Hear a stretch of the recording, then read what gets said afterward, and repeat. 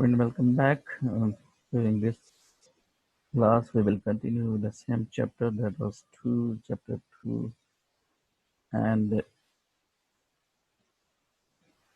in this chapter we have started with new topic and we reached up to equilibrium. So previous topic we have discussed about the vectors, types of vectors, addition of the vectors, dot and cross products of the vector we have already covered. Now in this class we will discuss about equilibrium. What the equilibrium is. Already we have studied about equilibrium in the early stages. So here it is, an object is in a state of equilibrium when its motion continues or unchanged, or a body is said to be in equilibrium if the body under the action of several number of forces does not change its translatory motion or rotational motion. There is another concept, another easiest language used if the body is in the state of rest under the action of number of the forces, then it is said to be in the state of equilibrium. If the number of forces are acting on a body, the body is moving with uniform speed, then it is said to be in the state of equilibrium. So these are same types of the statements, same purpose of the statements, same. When we will decide the body is in the state of equilibrium, when we will decide the body is not in equilibrium. If the translation and rotational motion of a body is unaffected by the action of different number of forces, then it is said to be in the state of equilibrium. No change in translational and rotational motion means no sorry no linear or rotational acceleration. Acceleration zero means body is moving with uniform velocity. Rotational acceleration means the body is moving with uniform speed in circular motion. Mathematically, acceleration is zero. The body is in equilibrium. On the basis of two types of motion, that is translation and rotational, equilibrium have two types. Number one, if you look at, this is a type of,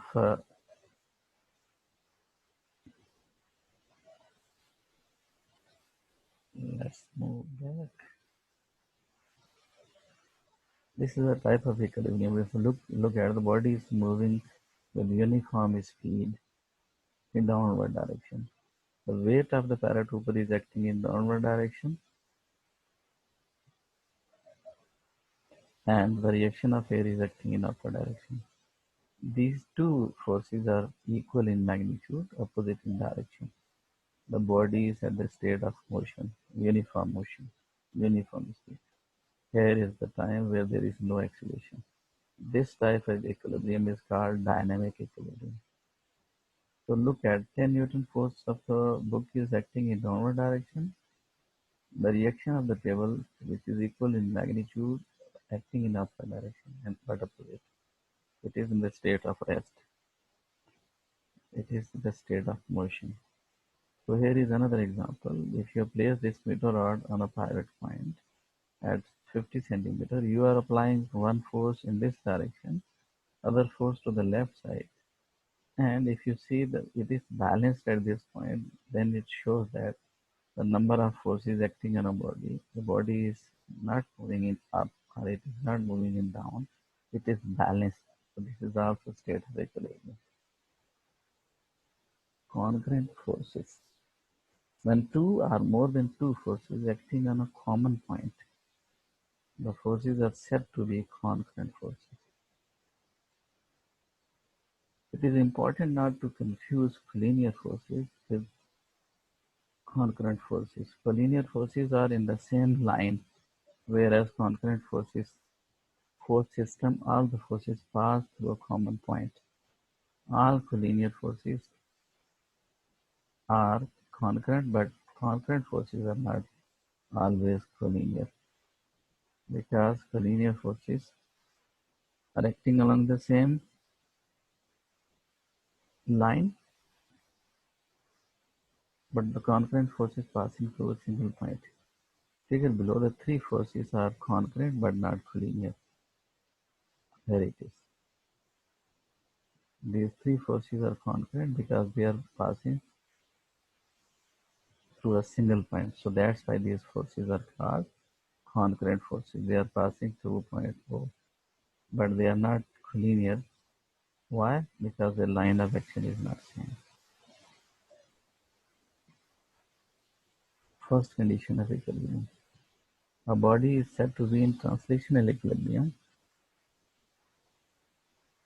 if and only if the vector sum of the forces exerted on a body by the environment equal to zero. Sum of all forces acting on a body that is equal to zero. If you look at the back side, this is one of the example. This one. If this one is the weight of the book acting in downward direction, then the reaction of the table is acting in upward direction. They are cancelling each other. At the same time, you are applying a force to your right side, and the body in the book is again at the state of rest. It means these are some of forces acting along y-axis, and these are the forces, your force and frictional force of the table. They're acting along x-axis, horizontal axis. This is fx, and the forces which are acting along y-axis, these are fy. If their sum is zero, then it is said to be the body is in the state of rest, and the sum of the environmental forces are equal to zero. What is explanation? The first condition of equilibrium is a consequence of Newton's first law of motion. A body is in translational equilibrium if the body remains at rest or moving with uniform velocity. This is true when the body is under the action of large number of concurrent forces. Forces which passes line of action of the force passes through a single point. And the following conditions must be satisfied. Means total number of forces, sum of the forces acting is equal to zero. This means the acceleration is zero. Force is not acting. Newton's second law of motion is applicable, then the acceleration will be zero. So here it is. It means sum of all the forces acting along horizontal. If you draw a figure, if you look at, you have placed a block on the surface of a table, the weight of the block acts in downward direction. Here it is weight. At the same time, the reaction of the table is acting in upward direction. And you are applying one force to your right direction, that is F. Another force, which is called frictional force, acts in opposite direction as your applied force. And body is in the state of rest. So these are basically horizontal forces. These are horizontal forces and these are vertical forces. So sum of all the horizontal forces mean Fx is equal to zero. And sum of Fy means vertical force is equal to zero. Whatsoever the number of forces are acting, that their sum is zero if the block is at rest. So this is the sum of the forces. Rightward force plus leftward force, that is zero. Rightward is equal to leftward. This means upward is equal to downward force. This upward reaction is equal to weight. So here it is. If the body is in the state of rest, then this will be a condition when the 100 Newton force is acting in downward direction. This is one of the examples to understand where and how the forces are balancing each other. So torque. The physical quantity which produces angular acceleration in a body is called torque. Or it is also called the turning effect of a force is called torque. The rotational analog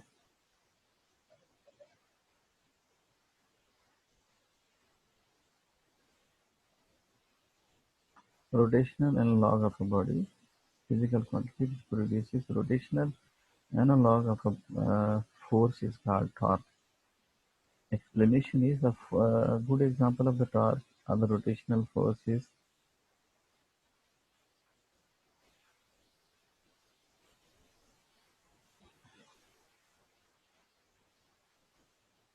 Opening or closing of a door.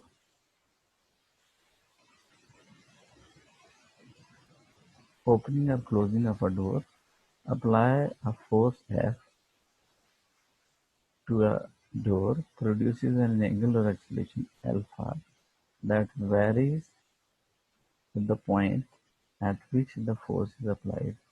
If a force of 10 Newton is applied to the door, it will swing open. So here it is. This is basically this one is the concept of the force. Torque tau is equal to R cross F. This is the force which is applied at a distance r from the point of rotation. Then it produces turning effect in the object. This turning effect is called basically torque, and it is the angle between the two. It is also called cross product or vector product.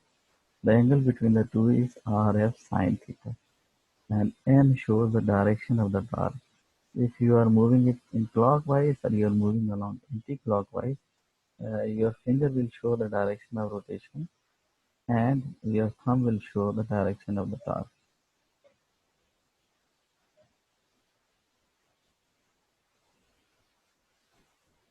So here it is.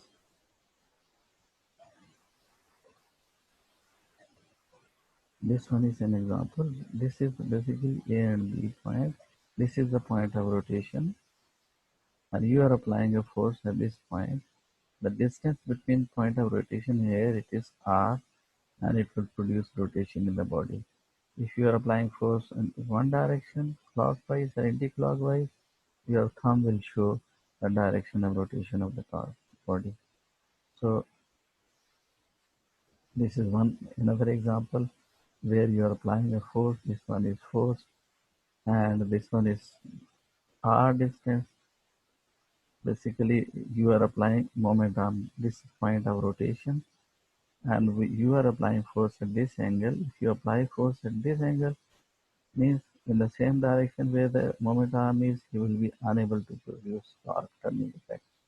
More you increase the value of the angle of the force and R, more will be the torque produced. If you have increased this force up to 90 degree, maximum torque will be produced. And this is basically perpendicular uh, component of this force perpendicular to the moment arm. In this direction, the torque is produced. So that's why the angle used between the two R and F is sine theta because the body rotates due to this component of the force. Horizontal component is F cos theta, but if you apply force along horizontal component, you are unable to produce torque.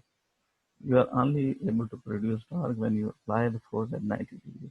So if you place the angle between the two, it is sine theta, and this shows that the maximum torque will be produced if the force between moment arm and the force angle between force and moment arm is 90 degrees. So here it is. Look at this is these are the two position of the body from the two axes is R1 and R2. One end is this one. So you are asked to produce the torque. You will calculate the distance by using distance formula. Then you will put the values for the torque R, and finally you will be calculating R cross F by putting formula R cross F to calculate. With this, our today's class ends.